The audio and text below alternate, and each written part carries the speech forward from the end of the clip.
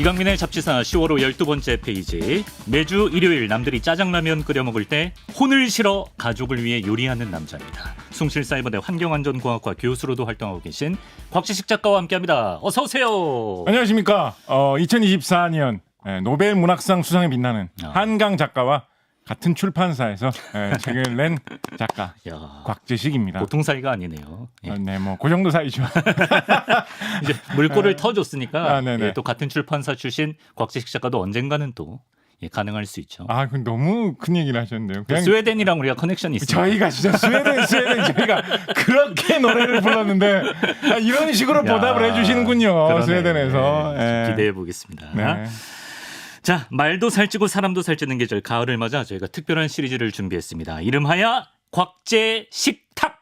예, 우리 하하. 밥상에 올라오는 힘 빠지네요 처음부터. 예. 우리 밥상에 올라오는 음식 속 과학 이야기를 풀어보는 시간인데요. 그에 앞서서 제가 안내 말씀 하나 드리고 가겠습니다. 청취율은 높고 마른 살찌는 청고마비의 계절 아니겠습니까? 가을 청취율 조사 기간이 돌아왔습니다, 여러분. 10월 28일까지 02로 시작하는 좀 수상쩍은 전화가 걸려올 수 있거든요. 그럼 한번 쓱 받아보시고 청취율 조사 전화가 맞다면 제가 이강민의 잡지사를 애청하고 있습니다. 당당하게 말씀해 주시면 저희 잡지사에 큰 힘이 되니까 이번에도 잘 좀 부탁드리겠습니다. 자, 그럼 곽제 식탁 본격적으로 시작해 보겠습니다. 첫 시간인 오늘은 맛과 영양을 다 잡은 메인 요리 2종을 준비했는데요. 자, 먼저 10월부터 살이 포동포동 오르는 고소함의 끝판왕 고등어 얘기를 한번 해보도록 고등어 하겠습니다. 맛있죠. 고등어 네, 좋아하시나요? 제가 제일 좋아하는 생선입니다. 저도 그러시군요. 삼치랑 고등어. 저도 뭐 삼치와 고등어 두 개 제일 좋아하는데요. 구이가 고등어 맛있지. 조금 더 좋아합니다. 고등어 그 조금 더 정도로 좋아합니다. 고갈비.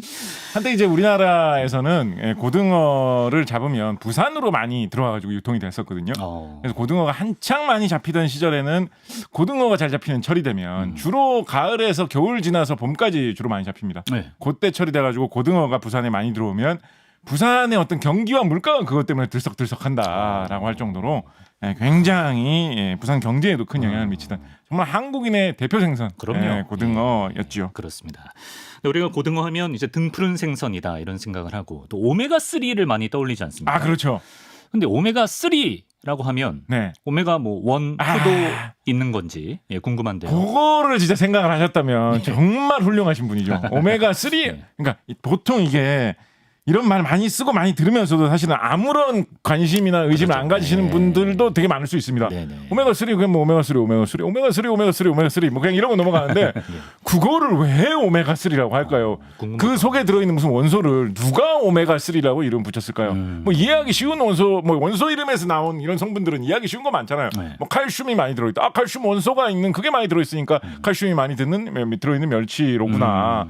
뭐 또 어디에는 무슨 뭐 다른 뭐 원소가 들어있으면 뭐 그게 몸에 좋으니까 먹어라. 이런 거 뭐 쉽게 이해할 수 있죠. 그렇죠. 포타슘, 칼륨이 많이 들어있으니까 그거 먹으면 몸에 좋다. 그렇죠. 뭐 이런 거 그 원소가 많이 들어있으니까 그렇게 부르겠지. 이해되죠. 네. 비타민 같은 경우 말 좀 어렵지만은 비타민이란 말은 이 비타민의 바이타 이게 생명 뭐 이런 뜻이죠. 그래서 사람이 동물이 생명을 유지하는데 꼭 필요한 물질 소량은 꼭 있어야지만 생명을 부담 없이 유지할 수 있고 많이 먹어도 뭐 딱히 큰 소용은 없는 그런 물질을 이제 비타민이라고 이름 부르게 된 것인데 네네. 과거에 이제 A부터 비타민 A, 비타민 B, 비타민 C 이런 식으로 이름을 붙이다 보니까 뭐 비타민 C를 먹어야 된다. 비타민 D가 몸에 많아야 된다. 이런 말을 하게 된 것이 자연스러운 이름으로 굳어졌겠거니 생각을 할 수 있습니다. 네네. 그런데 도대체 오메가 3는 뭘까요? 오메가는 뭐야, 뜬금없이 일단. 오메가는 뭐고 네. 또 오메가 3라는 말은 정말 많이 쓰지만 우리가 오메가 1, 오메가 2, 뭐 오메가 심지어 오메가 4 뭐 이런 것도 있어요? 거의 들어보시지 않으셨을 겁니다. 못 들어봤어요, 저는. 이론상 오메가 1, 오메가 2도 있기는 있습니다. 있기는 있습니다. 예, 여기서 이런 거 너무 재밌지 않습니까? 여기서 이 오메가 3의 비밀 알려. 오메가 3가 네. 이것은 그런 식으로 그 어떤 생물 속에 사는 기능이라든가 원소 이름에서 따서 붙인 이름은 아니고요. 네. 순전히 화학자들이 네. 어떤 물질이 어떤 원자가 어떤 모양으로 붙어서 생긴 것인지 그 모양을 가지고 이런저런 이야기를 하다가 특정한 물질의 그 생긴 모양, 원자들이 붙어 있는 모양을 보고 아. 어떻게 보면 화학자들끼리의 속어로 예. 화학자들끼리의 뭐 줄임말로 부르던 말인데 예. 그게 굳어져 가지고 오메가3라는 이름이 되었다라고 일단 보시면 됩니다. 생김새를 가지고 그렇습니다. 아, 예. 그렇기 때문에 이론상으로는 오메가1, 오메가2라는 것도 있을 수 있어요. 하지만 그런 거는 크게 뭐 인생에 크게 소용이 없기 때문에 예. 우리가 굳이 말을 별로 안 해서 용어로 안 굳어졌다 뿐이지 네네네. 그냥 모양을 보고 예를 들어서 뭐 모양을 보고 할 수 있는 말이 뭐 어떤 거 있을까요? 뭐 긴 거, 짧은 거 뭐 이런 식의 이야기 할 수 있겠죠. 그렇죠. 뭐 예를 들어서 뭐 이 말 하기 싫은데 우리 이제 물고기를 큰 거 잡았을 때 예. 월척이라고 월척. 하지 않습니까? 예. 그 이제 한 척을 넘는다. 아, 그렇구나. 미터법 시대에는 약간 어울리지 않는 표현이죠, 그죠? 그래서 큰 아, 물고기다라는 그렇구나. 뜻으로 월척이라는 말도 이제 모양을 보고 붙인 말이죠. 네. 그런 식으로 어떤 특정한 그 모양상의 특징을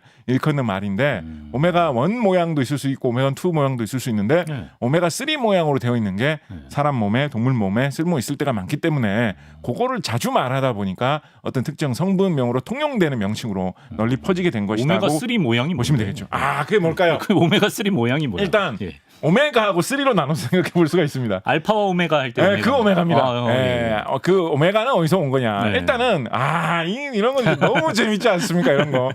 일단 우리 오메가3 다 생물의 몸속에 들어 있는 거거든요. 그리고 예. 생물의 몸속에 소용이 있는 것이고 그래서 생물의 성분으로 사용되는 것입니다. 일단 생물을 이루고 있는 원소, 생물을 이루고 있는 원자 중에 제일 많이 있는 게 우리 물 빼고 물은 워낙 흔하니까 물 빼고 제일 많은 게 뭐라고 말씀드렸죠? 기억이 나십니까? 탄소? 탄소지 않습니까? 탄소. 예. 그래서 우리 몸이 탄소가 이리저리 붙어가지고 되어 있는 게 많다라고 보시면 됩니다. 네. 사람이고 동물이고 식물이고 다 뭐 탄소 덩어리다라고 해도 과언이 아니고요. 그래서 만약에 동물이나 식물이 생명을 잃어가지고 목숨을 다하고 나면 네. 그 이제 다 시신이 분해가 돼가지고 점점 단순한 물질로 다 쪼개지겠죠, 그죠? 그렇게 되고 나면 그 탄소가 갈갈이 탄소 원자 하나하나로 다 흩어지게 되는 것도 생각해 볼 수 있잖아요. 예. 근데 탄소 원자가 만약에 그렇게 갈갈이 다 흩어지게 되면 공기 중에 있는 화학 반응을 되게 잘하는 뭔가가 그걸 가만두지 않겠죠. 그걸 들러붙겠죠. 예. 그래서 탄소 C가 탄소만 홀로 있지 않고 공기 중에 있는 화학 반응을 잘하는 흔하게 있는 거하고 결합을 해가지고 뭐가 되겠죠? 뭐가 되겠습니까? 이산화탄소? 네, CO2 이산화탄소가 됩니다. 그래서 예. 사람이나 동물이나 식물이 이 생명을 잃고 분해가 되면 결국은 탄소로 다 갈라진 다음에 어허. 이산화탄소로 변화하는 게 굉장히 많습니다. 예. 공기 중에 산소가 많고 그 산소가 다 화학 반응을 하려고 하기 때문에 그래서 이제 우리가 흔히 사람이 뭐 목숨을 잃었다, 네. 동물이 세상을 떠났다 이렇게 하면 흙에서 와서 흙으로 돌아갔다 이런 이야기를 그렇죠. 하는데 예. 사실은 조금 더 과학적으로 이야기하면 네. 흙 상태로 변화하는 것보다 이산화탄소로 변해가지고 공기 중으로 흩어지는 게 더 많거든요. 그리고 사람이 먹는 밥, 쌀 이런 거는 다 식물이 광합성을 해가지고 공기 중에 있는 이산화탄소를 빨아들여서 몸속에 있는 탄소 성분으로 활용해가지고 만들어진 거거든요. 그렇죠. 그래서 조금 더 과학적으로 이야기하면 인생이란 약간 이산화탄소에서 와서 이산화탄소로 사라지는 것, 바람에서 와서 바람처럼 사라지는 것이 인생이다. 이게 서클 오브 라이프다. 예. 이제와 그 해답이 사랑이라면 나는 이 세상 모든 것들을 사랑하겠네. 재미 붙이셨네. 예, 바람의 노래 아니겠습니까? 아, 그러네요. 사실 굉장히 좀 과학적인 노래입니다. 아, 조용필 씨. 이 세상 모든 것들에 대해서 이렇게 생각하면서 네. 바람을 떠올리셨다. 상당히 모든 생물이 다 탄소로 되어 있고 이산화탄소로 다 쪼개진다라는 그 느낌을 우리에게 알려줄 수 있는 노래, 바람의 노래겠죠. 예. 자, 그런데 만약에 산소가 주변에 별로 없으면 네. 산소가 좀 있어야지 산소가 탄소에 붙어가지고 이산화탄소가 될 거 아니에요. 그렇죠. 예. 산소가 별로 없다. 예를 들어서 뭐 땅 속에다 묻어놨다. 탄소가 별로 없이 뭐 물바닥 깊숙한 데다가 뭐 어떤 그런 생물체를 집어넣어놨다. 네. 그러면 산소가 없어서 탄소가 뭐가 되기 쉬운지 아십니까? 그러면 세상에서 제일 흔한 원소인 수소하고 결합을 해가지고 예. 탄소 하나마다 아까 탄소가 4개씩 결합을 해가지고 네. 물질이 만들어지는데 그 물질을 메탄가스, 메테인이라고 그렇구나. 부릅니다. 예. 그렇기 때문에 무슨 쓰레기장이나 뭐 이런 데서 메탄가스가 많이 생긴다, 메테인이 많이 생긴다 이런 거를 이야기하는 것이고요. 네. 석유가 나는 데를 파보면 거기서 메탄가스, 메테인도 항상 많이 들어 있어가지고 그게 이제 우리가 천연가스, 도시가스의 원료가 되는 물질이라고 부르는 게 그렇게 많이 있는 이유도 생명체가 갈갈이 분해된 산소가 없으니까 세상에서 가장 흔한 다른 원소인 수소하고 달라붙어가지고 1대4 비율로 탄소와 수소가 탄소 하나씩 갈라진 게 물질이 되는 게 이 메테인이다라고 보시면 되겠습니다. 그렇군요. 자, 그런데 조금 탄소가 갈갈이 나눠지지 않아가지고 네. 탄소가 하나하나마다 수소가 4개씩 붙은 게 아니라 네. 탄소가 2개씩 덩어리져 있고 네. 거기에 수소가 6개가 붙는 모양으로 떨어지는 경우도 가능하거든요. 그래요. 네, 그거를 탄소 2개 있는 걸 이제 에탄이라고 합니다. 에탄. 네. 탄소가 3개 있으면 프로페인이라고 합니다. 왠지 들어본 거 같죠? 프로판 가스 이런 거. 그것도 그런 식으로 네. 가스, 뭐 석유 이런 데서 꽤 나오는 겁니다. 네. 탄소가 4개가 붙어 있는 덩어리가 져 있고 거기에 수소가 쭉 붙어 있으면 그거를 뷰테인, 부탄이라고 합니다. 부탄. 이것도 뭐 석유 뭐 이런 거 할 때 거기 많이 들어있죠. 5개가 있으면 뭐 펜테인. 6개가 탄소가 붙어있는 덩어리면 헥세인 뭐 이런 식으로 쭉 이어지는 이름들이 있습니다. 그래요. 그래서 탄소가 여러 개가 이렇게 줄줄이 붙어있는 덩어리진 물질들이 생물체를 분해한 결과로 나오는 물질들 중에서 꽤 많이 있습니다. 특히 우리가 공업적으로 실험하는 용도로 아니면 뭐 제품을 만드는 용도로 굉장히 많이 쓰는 석유를 가지고 뭐 지지고 볶고 분리하고 정제하고 하다 보면 네. 이런 식으로 탄소가 덩어리져서 붙어 있는 이런 형태의 물질들이 아까 말씀드렸던 대로 메테인, 에테인, 뭐 프로페인, 뷰테인, 펜테인, 헥세인 이런 게 여러 가지로 나옵니다.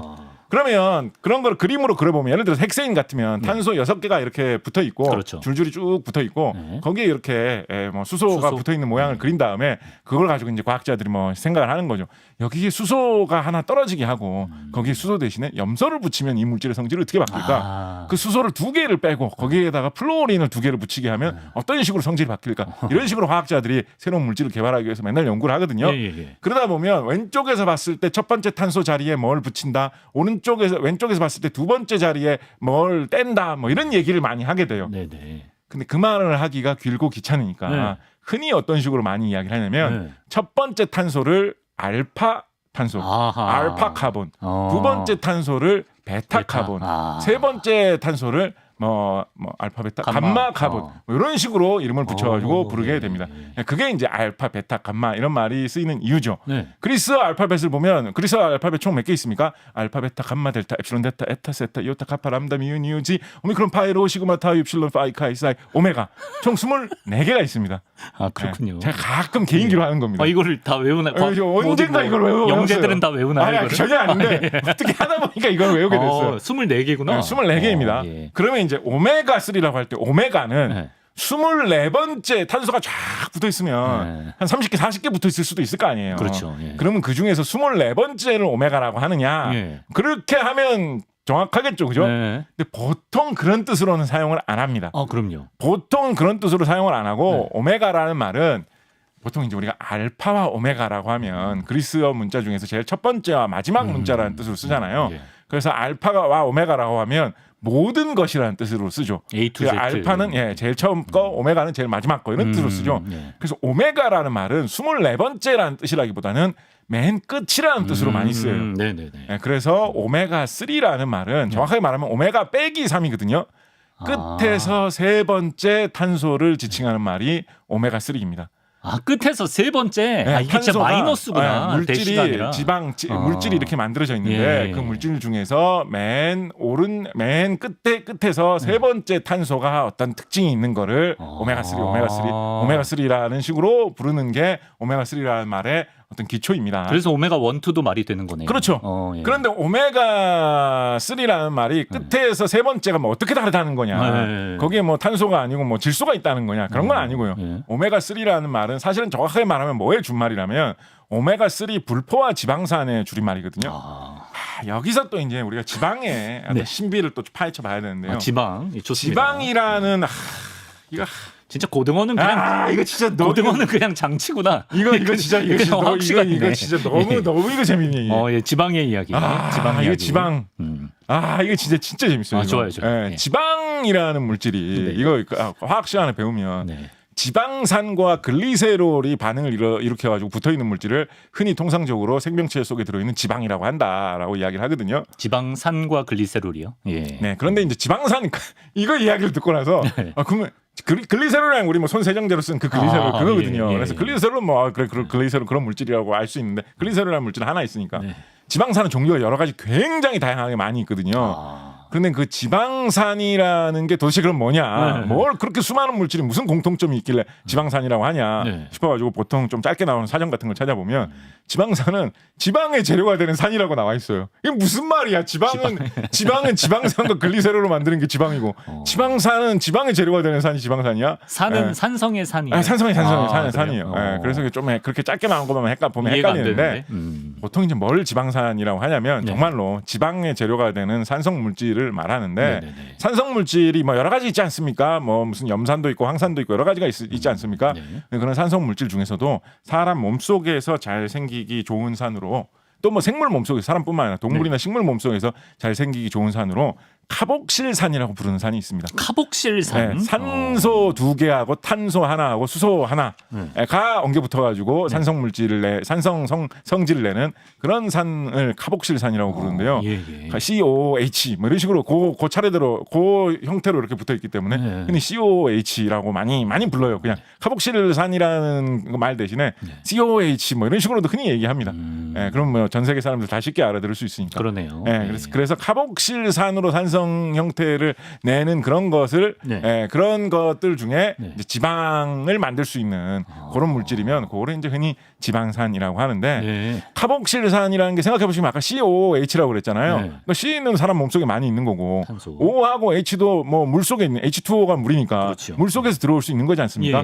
사람 몸속에서 생기기 좋은 그런 사람 동물 생물 몸속에서 생기기 좋은 산이 카복실산이기도 합니다.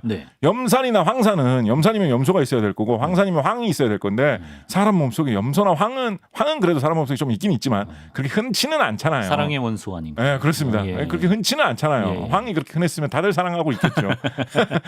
그렇다 보니까 이 카복실산, 지방산이 그 중에 일종인 카복실산이 사람이나 동물이나 식물 몸속에서 생기기가 쉽습니다. 카복실산 중에 가장 단순한 거 COOH 그 자체로만 돼 있는 게 혹시 무슨 산인지 아십니까? 모르겠어요. 이거 갈로아 작가님 왠지 떠오르는 개미산. 진짜로? 이렇게 감이 좋으시다니. 개미산? 네, 개미산을 정말요? 네, 개미산을 이 포름산이라고도 하죠. 네, 포름산이 개미산이고 개미산을 왜 포름산이라고 할까요? 포름이 있나 보죠. 예, 그냥 라틴어로 개미를 포르미칸가 그렇게 부릅니다. 그래요. 예, 그래서 포름산이 개미라는 개미산이라는 뜻이에요. 예, 그래서 개미가 뿜어내는 그 산이 카복실산 중에 가장 단순하고 원초적인 형태의 그런 산이고요. 카복실산 중에 개미산보다 조금 더 복잡해가지고 거기에 탄소가 하나 정도 붙어 있으면 그거를 무슨 산이라고 하시는지 아십니까? 요게 우리가 먹을 수 있는 산성 물질이라고 하면 요게 제일 흔합니다. 그렇기 때문에 온갖 곳에 다 잘 생겨요. 뭔지 아십니까? 식초에 있는 건가?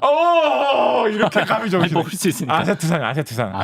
네, 식초 혹은 우리가 뭐 음식 같은데 흔히 먹다가 생기는 좀 약간 신맛 나는 성분 이런 거 할 때 이제 많이들 느껴지게 되는 그렇군요. 아세트산 이런 게 다 카복실산의 일종인데 아세트산 같은 게 그냥 아세트산 그 산성 성분만 있으면 뭐 시큼하네.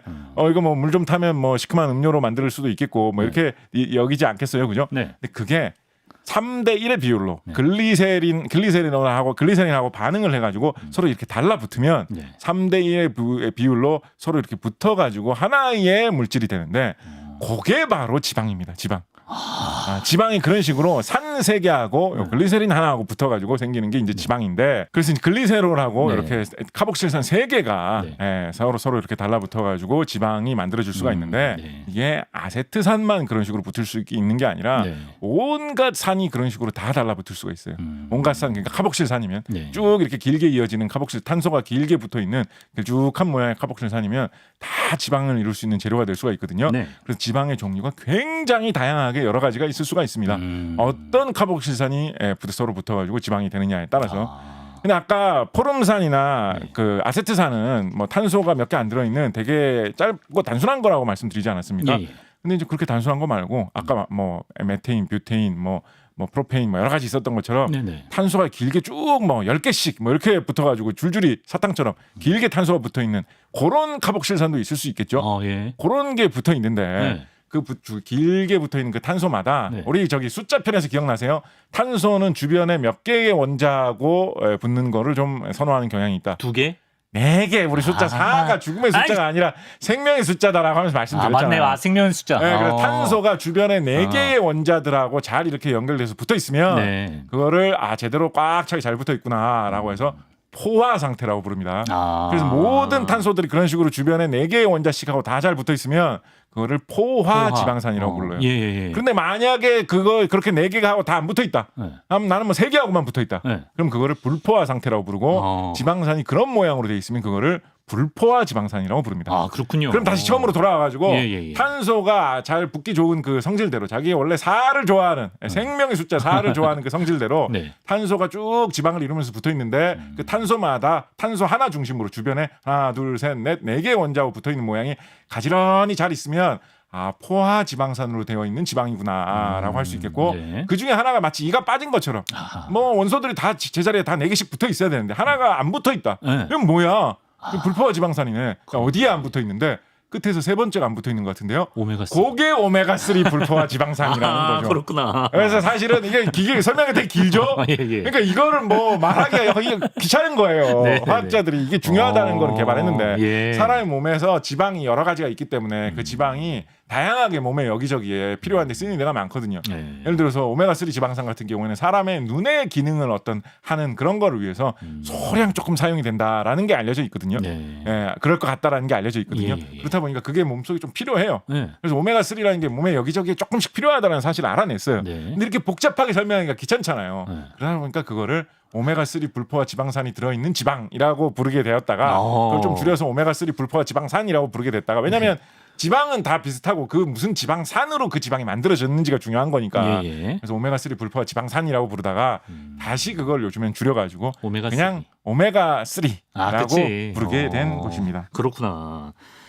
고등어에 오메가3 불포화 지방산이 많다는 거 아니에요? 그렇습니다. 이게 몸에 좋은가 보네요. 그렇죠. 그러니까 근데 뭐 이게 뭐 많이 먹으면 먹을수록 뭐 무한정 몸에 좋다 이런 건 아니고요. 눈에 좋다 요 정도인가요? 네, 아까 말씀드렸던 대로 몸에 소량 일부 조금씩 사용되는 그런 데가 있어요. 네. 그래가지고 거기에 들어가는 그 오메가3 불포화 지방산이 만약 부족할 경우에 그 기능이 원활하지가 않을 수가 있기 때문에 좀 먹어줘야 된다는 이야기를 하는데 이제 건강식품 이런 거 하시는 분들은 현대인들이 웬만히 음식 같은 거 먹다 보면 그런 거를 좀 일상적으로는 잘 안 먹게 되는 수가 생길 가능성이 좀 있다라고 해가지고 인위적으로는 보충을 해주면 더 좋지 않겠어요? 놓치시기 전에?라고 해서 이제 그런 광고를 하시는 거죠. 만약에 뭐 생선 같은 걸 내가 잘 먹는다. 그리고 좀 오메가3 많이 들어있는 음식 이런 거 찾아봤는데 내가 평소에 자주 먹는 거 있는데 이런 분들 같으신 경우에는 오메가3를 뭐 많이 먹는다고 뭐 갑자기 뭐 고등어로 변신해가지고 수영을 잘하게 되고 이런 게 전혀 아니거든요. 그래서 뭐 그런 적당량 몸에 필요한 만큼 있으면 되는데 혹시 이제 부족하실 때를 대비해서 오메가3 먹는 게 뭐 필요할 수가 있다. 이 정도라고 이해해 주시면 되겠습니다. 포화 지방산은 몸에 좀 해롭거나 그런 건가요? 그렇지도 않고요. 사실 뭐 포화 지방산도 그냥 멀쩡한 지방산이고 더 흔한 지방산이기 때문에 먹으면 이제 뭐 잘 소화되고 뭐 이런 지방산인데 포화 지방산이 불포화 지방산보다 대체로 평균적으로 계산해 보면 칼로리가 조금 더 높습니다. 열량이 조금 더 많고 몸에 살로 조금 더 잘 갈 수 있다라는 거죠. 그 차이 외에는 뭐 포화 지방산이라서 뭐 큰일 나고 뭐 불포화 지방산은 뭐 아무리 먹어도 뭐 끝도 없고 뭐 이런 것은 아니기 때문에 다 많이 먹으면 살로 가는 거거든요. 그렇지. 그래서 약간 차이다라고 보시면 되겠습니다. 예. 자, 고등어 얘기 해봤는데 이 백제 시대 등잔 얘기 하고 갈까요, 말까요? 요거 한번 얘기하죠. 백제 이거 얘기하죠. 하려고 했어요. 진정하세요. 이거 하려고 진짜 했어요. 재밌는 얘기예요. 얘기하게 해주세요. 얘기하게 해주세요. 제발요. 하시죠. 백제 시대에 등잔이 하나 발견됐다는데 거기에 뭐 지방산이랑 관련이 있다면서요? 등잔이라는 게 이제 불을 밝히는 빛을 내게 하는 그런 도구지 않습니까? 요즘이야 뭐 전기불 전등 키면 다 환하게 불을 밝힐 수 있으니까 그게 별 신기한 이야기거리도 아닌데 옛날 사람들은 이제 등잔으로 불을 밝히면 뭘 태워가지고 불을 켜가지고 불을 밝혔을까요? 이런 거 신기하지 않습니까? 기름이겠죠. 근데 무슨 기름으로? 석유를 쓰지는 않았을 거 아니에요. 지금도 우리나라에 석유를 못 구하고 있는데 백제 사람들이 뭐지 석유를 뭐 무슨 사우디아라비아에서 유채기름. 발상이 일단 좋으시네. 괜찮아요? 발상이 식물인가? 일단 그런 발상이에요. 그래서 옛날에는 기름이 그렇게 흔하지 않았기 때문에 그런 흔한 기름류를 많이 사용을 했어요. 예를 들어서 백제의 유적 중에서 제일 보존 상태가 좋고 제일 잘 발전된 그런 유적 무령왕릉. 우리 무령왕릉. 박광희 선생님 한번 얘기해 주셨던가? 무령왕릉 같은 경우에 네. 거기 이제 등잔에 불 피우는 그 장소가 딱 정확하게 마련이 돼 있거든요. 예, 예, 예. 그리고 이제 유적을 발굴해가지고 살펴보니까 그 불을 실제로 밝힌 흔적도 조금 있는 것 같은 거예요. 네. 근데 이게 뭐 1000년 전 이상 전에 무덤이니까 거기에는 기름은 다 증발하고 날라고 가고 없단 말이죠. 그렇죠. 근데 이제 궁금하잖아요. 네. 도대체 무슨 기름을 썼을까? 석유는 아닐 텐데. 예, 예. 뭘 콩기름을 썼을까? 뭐 돼지기름, 소기름을 썼을까? 궁금하잖아요. 알 수가 있나? 어떻게 알아낼까 고민을 하다가 예. 사람들이 이 지방산에 주목을 한 거죠. 아. 거기 바닥에 조금 남아있는 그 기름을 채취를 해가지고 어떤 지방산이 많이 들어있고 어떤 지방산이 조금 들어있는지를 분석을 하면 예. 현대의 여러 가지 식물에서 뽑아내는 기름의 여러 가지 지방산의 그런 분포하고 비교를 해가지고 이거는 어떤 식물, 어떤 동물에서 나온 기름을 짜가지고 만든 지방일 가능성이 제일 높다라는 거를 이제 역으로 추정을 해낼 수 있을 것이다라고 해가지고 이제 조사를 했던 거거든요. 예, 예. 무령왕릉 같은 경우에는 네. 들기름을 좀 많이 쓴 것 같다. 들기름. 라는 그런 연구 결과가 나왔습니다. 예.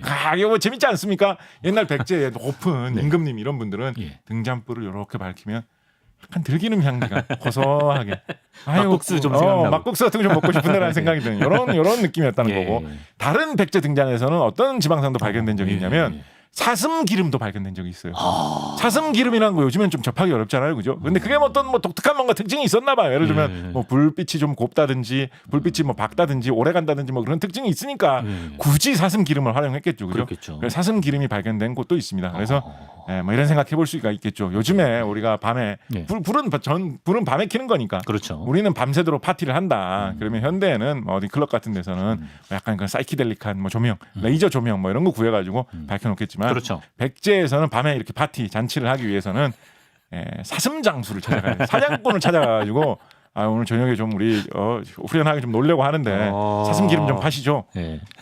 뭐 얼마나 뻐근하게 노시려고 사슴 기름까지 사가세요. 백제 시대에는 아마 이랬을 가능성도 있다라는 걸 우리가 지방산 연구를 통해서 살펴볼 수가 있다라는 것이죠. 또 재미난 상상 한번 해봤고요. 자, 이번엔 고등어 얘기는 뭐 넘어갈까요? 넘어가죠. 우리 시간이 없어요. 벌써 시간 너무 많이 썼어요. 어떡하지? 알겠습니다. 왜 이렇게 됐지? 그냥 과학 시간이네. 고등어는 그냥 우리- 장치네, 장치. 야, 우리 노벨상 그런 쓸데없는 얘기 괜히 했나? 알겠습니다. 그러면 고등어에 이어서 요 얘기 해봐야지. 달큰하고 부드러운 맛으로 대한민국을 대표하는 코리안 BBQ죠. 불고기를 한번 맛보도록 하겠습니다. 불고기. 불고기 뭐 어떤 얘기 해볼까요? 불고기 지금 시간이 별로 없기 때문에 네. 불고기 아니, 뭐 예. 무슨 이야기 해보면 좋을까요? 불고기는 근데 너무 단어가 재밌지 않나요? 그 이야기부터 할까요? 별로 과학 이야기는 아닙니다만 과학 이야기는 그래도 아닌데. 그러니까 과학 이야기 연결해서 뭐 갖다 붙이면 되죠. 그렇죠. 네, 갖다 예. 붙이면 되죠. 갖다 붙이면 불고기. 불고기 우리 라디오 오프닝에서도 이야기를 해주셨는데 물고기는 물고기라고 하는데 불고기는 불고기라고 안 하고 왜 불고기라고 하느냐 이거 이제 좀 고민스러운 부분 이야기죠, 그죠? 네. 그래서 근데 물고기는 설명해 주셨던 대로 물의 고기, 물에서 사는 물의 고기다라고 해서 물 사이시옷 고기라고 부르는 것인데 네. 불고기는 뭐 불의 고기, 불에서 사는 고기가 아니라 말하자면 불과 고기가 약간 동급이라는 느낌, 약간 이런 게 좀 인설에 있는 것 같아요. 예를 들어서 네, 네. 우리가 뭐 해볼까요? 손의 등 쪽 부분을 손에 포함되는 부분 중에 등 쪽 부분을 손등이라고 많이 발음하잖아요. 손등이라고 하죠. 손등이라고 많이 발음하잖아요, 그죠? 근데 손과 발 요거를 이야기할 때는 두 개가 병렬로 네. 동치 뭐 손발이라고 해서 손에 발이 달려 있고 이런 거 아니잖아요, 그죠? 아니죠. 그럴 때는 손발이라고 안 하고 손발이라고 그러네. 그냥 발음하지 않습니까, 예, 그죠? 예, 좋네요. 손과 발을 이제 줄여서 손발. 손발. 예. 손에 포함되어 있는 등일 때는 손등 약간 이런 느낌이에요, 그죠? 그러네요. 그래서 물고기는 물에 포함되어 있는 물에 들어있는 고기니까 물고기 느낌이지만 네. 불고기라는 말은 약간 불과 고기 약간 이런 어감이 좀 더 센 거죠. 예. 무슨 말이에요? 약간 불고기의 재료는 고기이기도 하지만 불이기도 불이다. 하다라는 거죠. 약간 이런 이거 과학은 아니었지만 제가 이렇게 감탄할 일이 왜냐면 예. 불고기의 정말 가장 큰 특징이 뭐냐면 불고기는 직화가 많다라는 게 불고기의 굉장히 그치. 재미있는 특이한 특징이거든요. 불고기는 그래요? 석쇠구이, 직화구이 이런 게 되게 많아요. 네. 이런 양념을 발라가지고 구워 먹는 그런 고기 음식 중에 네. 직화로 하는 게 생각보다 그렇게 많지 않습니다. 그런가? 꼬치구이 뭐 이런 거 좀 있긴 있습니다만 네. 뭐 예를 들어서 뭐 스테이크 뭐 이런 건 양념 별로 안 바르고 굽는 것이고 네. 뭐 탕수육이라든가 뭐 그 기타 뭐 중국의 그러네. 여러 가지 고기 음식 이런 거는 팬에서 튀기죠. 이렇게 볶잖아요, 그죠? 네. 그래서 불에 직화로 하는 게 잘 없는 편인데 불고기 같은 경우에는 직화도 많이 하고 불을 어떻게 조절할? 근데 물론 뭐 요즘 국물 불고기 이런 것도 있으니까 다 그런 건 아니지만은. 굳이 이제 오늘 재밌게 좀 말을 풀어보자면 불도 불고기에서는 굉장히 중요한 요소다. 아, 그렇죠. 우리가 불의 향기가 많이 들어 있어가지고 먹음직스럽고 맛있는 그런 느낌 나는 이런 불고기 같은 경우에 불맛이 좋네.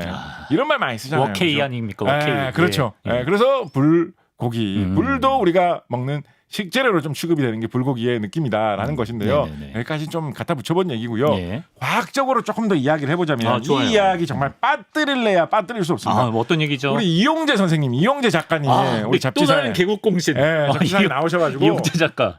이 말씀에 이용재 선생님이 잡지사에서 직접 해주신 적도 있던가 하여튼 이분께서 마이야르. 정말 정말 우리 잡지사에서 얘기해 주신 적이 있던가요? 이분이 마이야르를 처음 국내에 소개한 사람이라고. 이분이 거의 뭐 우리나라 어떤 음식 조리계에 굉장히 큰 역할을 하셨던 게 가룡제.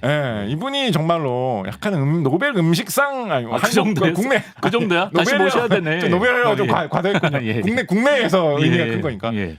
진짜 이용재 선생님, 이용재 선생님 혼자서 다 하신 건 아니지만 이용재 선생님을 비롯한 요분들이 활약을 하시면서 이렇게 문화를 많이 바꾸던 요 시절에 어떤 좀 변화가 일어났었냐면 과거에는 어떤 음식을 만들 때 뭐 맛있게 만들고 이렇게 할 때 무슨 뭐 약간 애매한 말들을 많이 썼거든요. 무슨 뭐 이렇게 고기를 어떻게 하면 뭐 고기에 있는 어떤 무슨 뭐 어떤 그런 고기의 느낌을 뭐 안에 잘 잡아둘 수가 있고 뭐 어떤 거를 잘 가두어 가지고 뭐 어떻게 하고 이런 식으로 좀 애매한 말을 많이 썼어요. 맞아요. 근데 이제 이용재 선생님 같은 이런 몇몇 분들이 그런 걸 좀 넘어서 가지고 과학적으로 도대체 어떤 현상이 일어났을 때 맛있고 어떤 현상이 일어나면 맛 없다. 이런 걸 좀 더 파헤쳐야 된다. 그렇구나. 이런 말씀을 많이 하시면서 많이 이야기를 하신 게 방금 말씀하신 대표적인 게 이제 마이야르 반응 같은 거죠.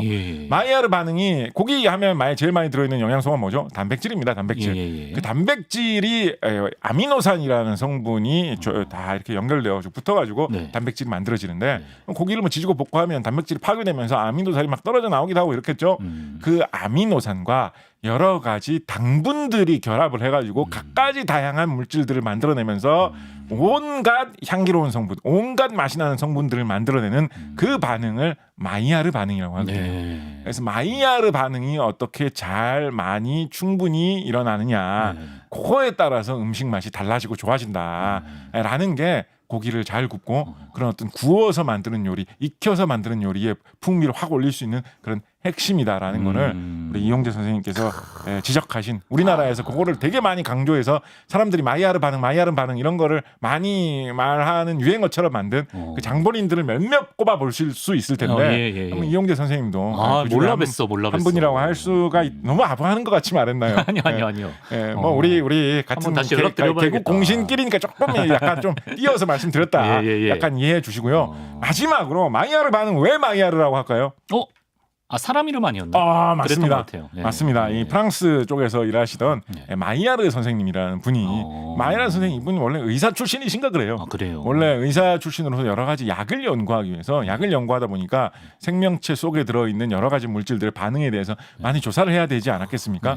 그래서 조사를 하다가 우연히 특이한 반응을 발견을 해가지고 그거를 본인의 이름을 붙여가지고 마이야르 반응이라고 주변에서 부르게 됐는데 그래서 이 마이야르 선생님 자체는 이걸로 크게 재미를 못 봤어요. 왜냐하면 이분은 약을 개발하거나 사람의 병든 몸을 어떤 좋게 만드는 그런 반응을 개발하기 위해서 온갖 반응을 실험하다가 몸을 이루고 있는 단백질이 아미노산으로 분해된 다음에 거기에 당분하고 반응하면 희한한 게 많이 생기는구나. 이걸 어떻게 이용할 수 없을까라고 고민하다가 그냥 이분은 그걸로 그냥 끝났거든요. 근데 후대의 사람들이 근데 이게 맛있잖아 이렇게 돼가지고 이게 음식의 맛을 좋게 하는 중요한 반응이다라는 게 한 뭐 10년 20년 이상 나중에 이게 재발굴돼가지고 약을 연구하시던 마이야르 선생님의 이름이 요리에서 제일 많이 언급되는 화학 반응인 마이야르 반응에 등장하게 되었다 보시면 되겠죠. 좀 요리와 과학은 습자지 한 장 차이네요. 오늘 뭐 배고프 아직 식사 안 하신 분들은 고등어 구이에 뭐 불고기 한 접시 해보시는 것도 좋을 것 같습니다. 음식에 담긴 과학적 비밀 풀어봤습니다. 다음 주도 기대해 주시고 곽 작가님 오늘 말씀 고맙습니다. 감사합니다.